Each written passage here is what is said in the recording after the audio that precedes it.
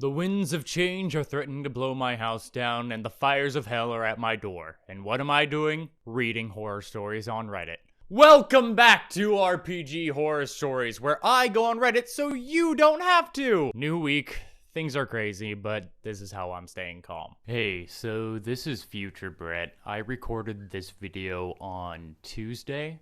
It is now Friday, and in that time I have been told to evacuate 3 times. I've successfully evacuated 1 time, come back 1 time, but the fires are still raging. I'm fine. I'm okay. But for many people, things are very much so not okay. So, in the description of this video, I have put links to the American Red Cross, the World Central Kitchen, the California Community Wildfire Recovery Fund, and even a CBS article where they tell even more ways that you can help out. So I highly implore you, if you can, help out. If not, at very least, if you know somebody in the area, please check in on them, because this is very scary. This is terrifying. But I know some people need a distraction in these times. I'd be happy to provide that if this is one of you. Nonetheless, back to the video. So, just to explain how this works, for those that don't know, we are going to r/RPG horror stories on Reddit, and we are taking the top 3 from this week, and going from there. Without further ado, let's jump in. This first one is titled, "My best friend argued his way to getting kicked out of my table," and it is labeled as extra long. Let's buckle up. My best friend of about 4 years had to get kicked out of my Dungeons & Dragons party by arguing with me, the DM, constantly. So to start things off, I created everything in the campaign in under 2 weeks. The start of the whole thing was by me making a friend a character sheet, which spiraled into a setting, etc. So then I found people to play with. We had a Siren Bard, Elf Paladin, Reborn Rogue, Turtle Monk, my friend, and Githrazi Warlock. The setting is dark, and it was established that the entirety of the setting was always shrouded by a mysterious shroud of darkness. Always shrouded by a mysterious shroud. Hell yeah. The shrouding shroud is shrouding my shrouded shroud. English is crazy. The first session and second session were fine, but the third session is when the train wreck began. It was an in-person session, and I invited my friend to spend the night before we played, and he didn't get any sleep, which meant he was already pissy. Before the session, he was asking me advice for his campaign idea. I tried answering the best I could, but no matter what advice I gave, he said, "That doesn't fit my narrative," so eventually I gave up trying to help. I always just find it so annoying when people ask for help and they don't take it. Like, you came to me and asked me for my opinion, and then you're not going to take it? Screw you. The Warlock shows up early and he sets up his stuff, and I simply ask, "Y'all have only fought 2 things, right?" They think about it and correct me, saying they fought 3 things, which then the monk says, "You should be more prepared." Oh no. Oh, we would be throwing hands at that point in time. That is a fighting phrase for me. Okay. I get ticked off a little by his remark and snap at him a little. I ask the simple question, "That doesn't mean I'm unprepared. I'm just making sure I remember everything right," which he shrugs off. Okay, yeah, getting a little snide there, but so far, I think they're valid. I'm not the best example for this because I pride myself in my preparedness and my readiness, and if somebody makes a comment against that, I immediately get defensive. Something I need to work on, I know. But this... oh, this is gonna be interesting. I cleared the table, set up my DM screen, and everyone showed up and we got ready to play. My friend wanted to ask a question. I figured it would be something simple like, how do I use key points, since he was new to playing a monk. He asked, "Would I be able to figure out that the bard is a siren since I'm an archaeologist?" I look up at him confused. Looked over to the bard, who also looked confused. In my head, I'm thinking about how the bard kept it a secret and wanted it to be a big reveal, so I said no, which then sparked a 50-minute argument. We tried explaining it to him with in-game logic first, because in this, sirens are a presumably extinct race that were eradicated years ago, and all the structures and signs of life would be lost to time. He wouldn't take that as an answer, so we then tried to explain how it was unfair to the bard since she wanted it to be a big reveal and a dramatic moment. Still no dice, so eventually he just gives up. It gets worse, I promise. Oh god. Okay, so these types of players are no fun. Please don't be this type of player. There needs to be some suspension of disbelief, right? You can't know everything all at once. Some characters want to role play out the big reveal, you know? It's part of the fun, it's part of the game. Don't be the asshole that wants to ruin somebody's big moment. You know what I mean? It's their moment. They get to choose when it happens, not you. Time to actually play now. What could go wrong? I begin to lay out their surroundings again after giving a recap. The paladin and monk had gotten arrested last session, so they're being held in a nearby constable. I explained that they were both stripped of their items. The only things they have is the clothes on their back, which then the monk interjects, I wouldn't be wearing any clothes. I look at him absolutely bewildered. What? What? Okay, so I'm just trying to think in his head right now. I'm making assumptions, predictions for the rest of the story, right? He's a turtle, right? So he's wearing a shell. Is that where he's going with it? Or is he like, you know, pulling the Nudie Nelson thing? I also love that just we're under the assumption that clothes haven't been brought up yet in this campaign, and they're just assuming that he was wearing clothes, and now we're finding out he's not. We all look at him in pure confusion. Since I just have a shell, I wouldn't need clothes. Boom. It would all be in the shell. Since I didn't want to try and figure out turtle anatomy with this group, I just tried to say it just wouldn't make sense since every bipedal race normally wears clothes, and pulled up reference images on my laptop, which he just said no to. So I just said fuck it and went with it, not wanting to argue again. I don't even know where to... Turtles wear clothes. For any like, canonically, turtles wear clothes. Because they're a race and they, like, have modesty like the other races. This is a fuck it moment. Move on, ignore him. I then explained there's a man in dark shroud again, sitting by himself. The monk then immediately cuts me off, says, I throw myself at the bars. I look at him a little annoyed and say, roll me a strength check?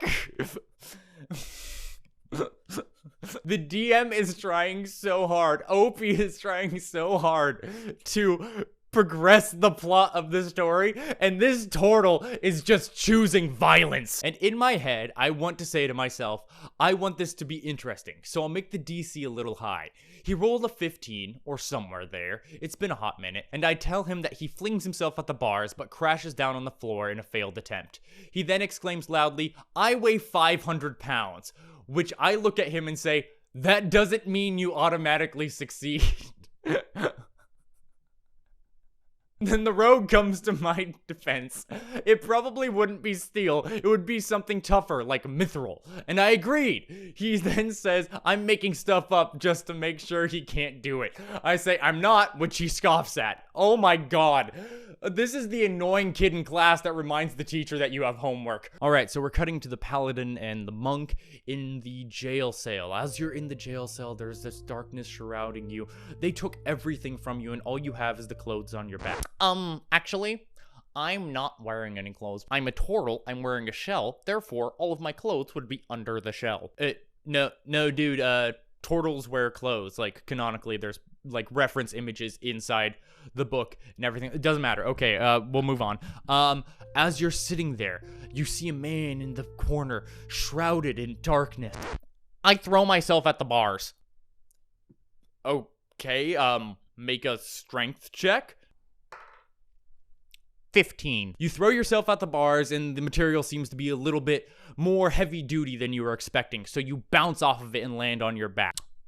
Actually, I weigh 500 pounds, so I would probably just crash right through there. No, dude, I'm the DM. This is how, it's like mithril or something, okay? Actually, I think you're just making stuff up to say I don't succeed. This is so stupid. So I continue. A guard walks over and starts talking to them, explaining stuff and mocking them, you know, cocky cop type. And don't even think to try. The monk cuts me off. I spit acid at him. I look up, wait, what? Turtles don't have it, acid breath. What the heck? Teenage Mutant Ninja Turtle? What? I look up at him even more annoyed. Could I not finish my sentence first? He says that his character would cut the guard off, so he cut me off. I shrugged it off and tell him to roll to shoot the acid. He rolls a nat 20. God damn it. It always happens like that. I grin. You spit the acid at him, but a magical force field stops it, making the acid spill onto the floor. The guard then laughs. If you wouldn't have cut me off, I was about to say don't try anything because the runes etched into the bars. The guard then hits the bars with his baton, which then makes the arcane sigils light up on that were etched into the bars. He huffs and loudly says, "See, makes anything up to make sure I can't do anything." I explained to him that if he would have inspected the bars that he would have saw the runes, and he scoffs and says, "I can't wait to be a DM so I can let my players have fun." Oh no. That is so rude. Okay, cool. Dude, just don't play. It's an agreed upon scenario that, like, the DM is creating the setting and the story and the environment and essentially making up the rules. You know, he is literally trying every single thing to get on this DM's nerve and push the boundaries of what he can do. And then he finishes it off with saying, "I can't wait till I'm a DM so I can let my players have fun." Oh!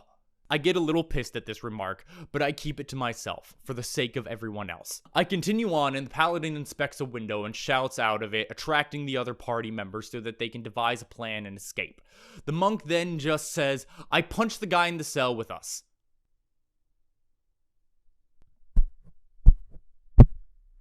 For those of you who are, like, new to DM, right? There are some stereotypical D&D players. There's, like, you know, the bard that wants to seduce everything. There is the know-it-all rules lawyer wizard. This one I would classify as murder hobo. This is somebody who their goal is to create as much destruction, and there can be no obstacles in the way if you kill all the obstacles. So we've got a murder hobo on our hands. Great. I stare at him dumbfounded. Why? And he explains that he wouldn't trust him, so he attacks him. You know, that's my reaction too. When I don't trust somebody, like, just, ha! You know? Man, watch out. Literally, any salesman I come across. So the paladin has to talk him out of it, which she eventually does. She then talks to the shrouded, and again with the shroud. What's the deal with the shrouds in this story? And the rest of the party breaks them out of the prison. When they got out and regrouped, the shrouded man gave them directions to 2 towns, but gave 2 paths to take to get to one of the towns. One getting them there before sundown, but it was risky leading them through the forest. Or they could take the road there and make it there a little after sundown. So the party starts debating it. But the monk just says he takes off through the forest. I get why I have such a visceral reaction to this right now. It's because I have recently dealt with a player exactly like this. This is murder hobo main character syndrome. That's what this is. I ask him to wait for everyone else, saying that I prefer it if they voted on which direction to take, which in rebuttal, he says that he doesn't need to talk about it. It's the smarter option, so he's taking it, with or without them. I just plead with him to wait for everyone, which he begrudgingly does, then takes the path through the forest. I roll to see if they get an encounter, which to my pure dismay, there was none. So they reach the town without any worries. They explore a bit and seek refuge in the library, the town being abandoned. So they begin to explore the library throughout the night, and they ask for certain books, and I give them what they ask for after a history check. But the monk asks for a survival book, so I made him roll. He succeeds, and I say, "You find what you're looking for, and you read through it." Then I look up at him and kind of shrug. I don't think I need to explain basic survival skills to you. He then immediately gets pissed off. That's not what I wanted. I wanted a book on how to survive against the creatures of the Dark Follow, the continent they're on. Oh my god. Oh, exactly like this. Everyone looks at him like he's not about to start an argument over a book, right? Wrong. He is. I tell him then he should have been more specific, not just say a survival book. He huffs and shuts up. We then continue on and they start a fire and begin a long rest, which then he promptly says, "I go outside." Everyone looks over at him in utter shock. For a bit more context, so this makes sense, I explained at the beginning that at night big creatures named Ravagers came out and hunted everything they could find. So everyone starts asking why. As they talk, I look for the stat block of the monster I made, and I couldn't find it. So I said BRB, and I went to look for it in my room. I still couldn't find it, so I gave up. I noticed my cat in my seat, so I picked her up and carried her back with me, which gave me the idea that he'll just find a cat outside. It'll be a funny gag. So I sit back down at the table and begin to roleplay, excited for what he's about to find. You step out into the thick night and look up at the moon for being 2 stages away from being full. As you stare out to the night, you hear something behind you. He says he turns and he looks for the sound. You turn around and you can't see much in the dark night. He then cuts me off. I would be able to see. I explain that there's a thick fog around him, which refutes that the moon would illuminate the fog. I further explained to him that I explained at the beginning that the dark follow is always dark and it's hard to see regardless. He says, whatever. I continue onwards. You can't see much. You hear the sound from above you. He then cuts me off. When was it above me? I explained that since he walked out of a building and what's behind him is in the door he just left from. So whatever would be behind him would be on the roof. He then throws his hands up and walks out. We all look around shell-shocked. I say, okay, session's over, I guess. So the rest of the time, which was like an hour, we spent outside blasting music, having way more fun. That's really good. Like, oh my god, this is so fucking frustrating. I've had to deal with this recently, and oh my god, okay. Cool. And the next day, I explained that he was no longer allowed at the table anymore since everyone else said they weren't having fun. He didn't take it well at all, arguing with me over it for weeks afterwards before I snapped at him saying I wasn't going to keep going back and forth over it with him, and that it's done. He got pissy saying that I would take the side of people that I didn't know that long over him, which I've known him for years. I told him to go fuck himself, and we don't talk too much anymore. Good for you. Oh my god. This is a problem player bingo card, right? And it's almost a blackout. That sucks. That was a long story. Oh my god. DMs, if you have a problem player like that, and if talking to them doesn't help, that's the only thing that, like, I would have done besides this, is if I would have kept my cool, is I would have pulled the player aside and talked to them. If that still doesn't work, if they're there and they're making the other people not have fun, it's not a game anymore. Kick them out. It's tough love, but it's love nonetheless. On to the next. This next story is titled, DM doesn't let us see battle maps as we play, calls us all idiots.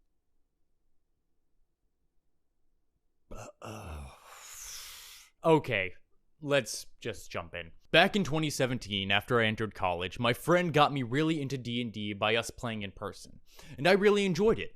We never had a full-on campaign running, but we did have a few one-shots, but I knew that I really wanted a full-blown campaign to be in. So I did what anyone new to D&D probably does and looked up Play D&D Online Free. I got linked to Roll20 and didn't find what I was looking for on there. But after some more searching, I found the, at the time, official D&D Discord. There was an LFG channel, and I was lucky enough to find a DM with some player slots open. Great! I sent a DM to the GM, and within a week, we were rolling. Party consisted of me, a human fighter, I know, get your newbie player jokes in, a dwarf barbarian, a dragonborn rogue, an elf who was using, at the time, UA class artificer. UA is Unearthed Arcana. It's the official D&D beta test material. Great group of guys. The day before the actual campaign, we had a short RP only session. Went for about an hour. I don't remember a ton from it, but I remember enjoying it, and that we got our first quest to deal with some nearby wolves attacking a farm. Next day rolls around and we're on it. We get our supplies together and head out to deal with the wolves. Alright. It's starting out nice. I have a feeling when combat comes around, it's gonna start. DM. Okay, so you see the wolves, 4 of them. Roll initiative. We all roll initiative. I don't remember the exact order, but I remember the rogue went early on. Now, up until this point, we didn't have any sort of battle map. He never sent us anything like a Roll20 link, which is fine. We're playing this old school RPG Final Fantasy style, sure. Rogue. I'm going to run up to Wolf 1. They're just named Wolf 1, Wolf 2, etc., the DM told us, and stab it. Okay, so before you do that, one of the wolves beside you is going to attack you. What? Awkward silence. Understandable. Rogue. Wait, what? How is he attacking me? DM. Well, it's beside you, so it gets an attack of opportunity. Well, I mean, how do they... Huh? Yeah, how do we know they're beside him? Like, we don't have any way to actually tell that. Well, so I have the battle map on my end, and if I let you see it, it would give you out-of-game information, because I have all my notes on there. If you want to know what's going on, let me know, and I'll tell you. How about you just tell them from the get? How about you just tell them the first thing? This is a little known fact, but battle maps, up until very, very recently, were an alternate rule in D&D. It was not how you were actually supposed to play it. You were supposed to play it in Theater of the Mind. And in Theater of the Mind, you have to explain everything. Everything. As a DM, you gotta say, okay, there are four wolves. 2 of them are in front of you. 2 of them are flanking you on either side. They've closed the distance. You start initiative now. What do you want to do? Right? That is the basics of what you say. There's no surprise wolf. You can't have a secret wolf that is directly beside you, right? You see the wolf. It's there. More awkward silence. Okay, but if that's the case, why don't we just have a Roll20 map or something so that we can all, like, see it? DM was quiet for a moment before letting out the longest sigh I have ever heard over his mic. So, you go up to attack the wolves, but as you're leaving, the surprise wolf next to you makes an attack. Wait, wouldn't I know that there's a wolf? Wait, what? How are you? You see, I have this battle map on my end, and I can't let you see it because I have all my notes on it. And if I let you see it, that would reveal too much information. Yeah, but why don't you have just, like, you know, a second map that doesn't have all your notes on it? Oh my god, this is so fucking stupid. Are you guys, like, mentally challenged? Oh my god. Fuck. Oh my god. No. His exact words was the R word. I appreciate you, OP, for, censoring that for me. Like, seriously, are you idiots? It's easy. Just remember where you're at.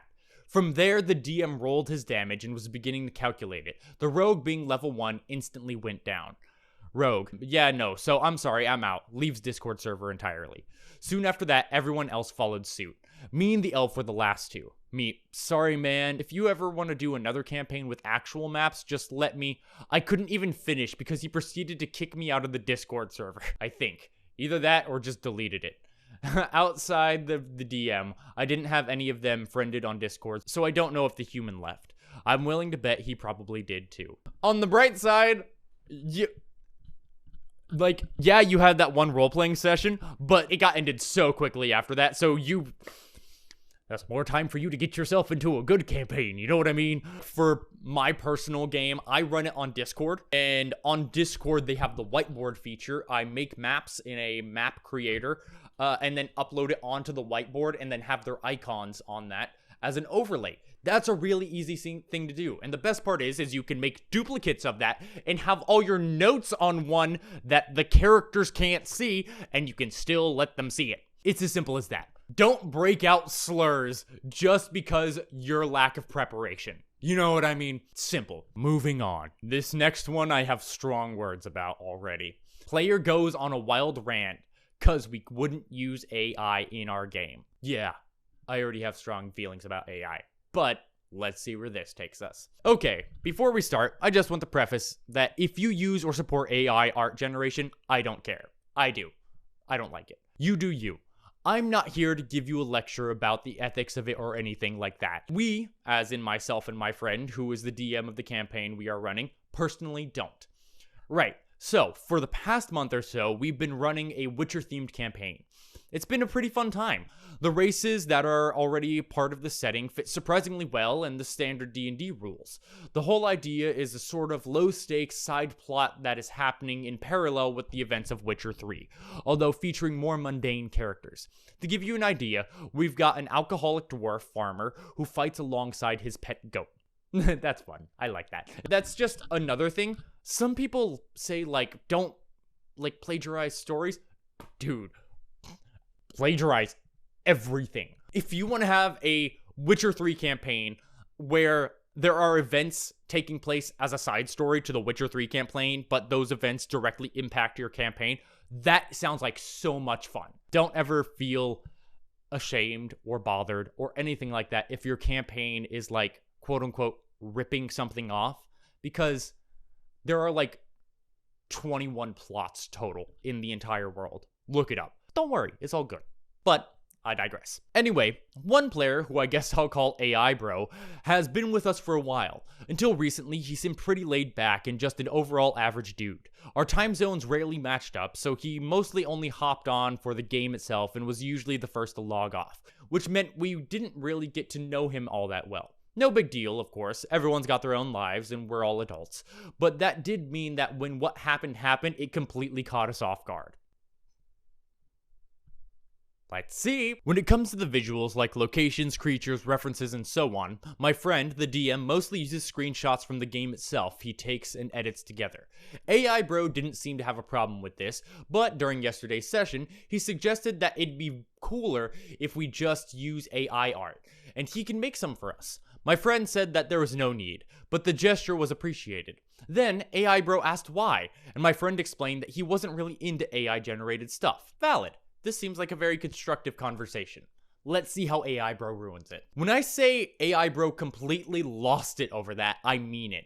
Dude went off on the most random insecure rant you have ever heard, talking over everyone who, like us, just wanted to go back to playing the game and was going fine until then. He was saying things like his art is just as valid and that it's time people start acknowledging that or whatever, even though no one was saying otherwise. I could almost see him frothing at the mouth as he went on and on, pretty much arguing with himself for a solid 20 minutes. Oh my god. Insecure much? I've been trying to keep up to date with AI art and things like that. But there is like this whole discourse going on about how are AI artists real artists, you know? For those of you that don't know, AI artists are people who type prompts into a generator like DALL-E or like ChatGPT or something like that, and they publish the art that the AI generates, and they call themselves artists because of it. Artism is up to people's interpretation. My interpretation, personally, is that that is not art. You typed words into a thing, and then a computer made the art. That computer, really good at art. You, not very good at art. But like, use it to make funny memes. If you're a DM, use it to make NPCs. You know, it's real fun. It's real easy. In my humble opinion, AI should do the hard stuff so we can concentrate on the art. You know what I mean? I'm getting off my soapbox now. Moving on. He probably would have kept going if the DM hadn't kicked him off the call. We let AI Bro join back a few minutes later after he had supposedly calmed down. But even though he was less mad, he still kept bitching and throwing in snide comments. Fucking A. Another player who is an actual physical artist foolishly tried to explain why some people have issues with AI art.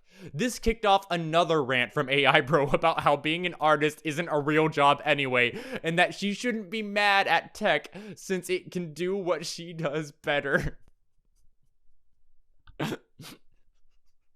This guy sounds pathetic. Alright, cool. Yeah, sure.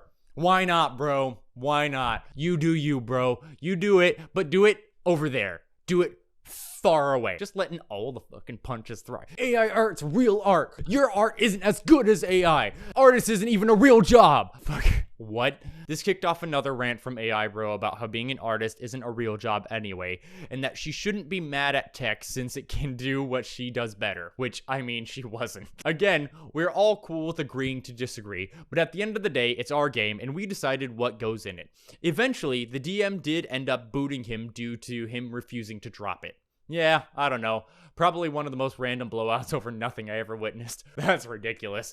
But highly entertaining. This is also like, you know, evil tip of the day sort of deal. If somebody is really like changing the subject and trying to defend themselves and going back on their thing, I love to just poke them. You know, just if they're still going, as long as like, you know, other people are involved. This particular scenario, I would not do this, but say it was just me and him, and he's like ranting at me and trying to convince me and then yelling at me and then insulting me and things like that, I would poke him to just see how far he'll get and how far back he'll go back on his argument. You know what I mean? Don't do that if you're not prepared for it and you can't handle confrontation and things like that, because not handling confrontation, something I used to deal with. I don't deal with that anymore. But oh my god. This is crazy. We had some long ones with it. That first one was so long. Oh my God. But, you know, it's a good distraction. And I really appreciate it. And I really appreciate you for sticking around and watching this video with me. If you liked what you saw, please like and subscribe because there are going to be more videos coming out in the future. If you have an RPG horror story or an RPG glory story, glory story is the opposite of a horror story. It's where things go right, something really funny happens, not at the expense of other people, or like plans go exactly how you want or unexpectedly in the right way. Please check the link to the Google form in this video description and submit it because I have plans for a future video where I don't get the horror stories or the glory stories from Reddit, but I get it from viewers like you. Thanks so much for sticking with me. I really appreciate it. Leave a comment which one was your favorite or least favorite. You know what I mean? For right now, all I will say is stay safe out there. Things are scary. But auf Wiedersehen, tschüss, and I will catch you in the next one.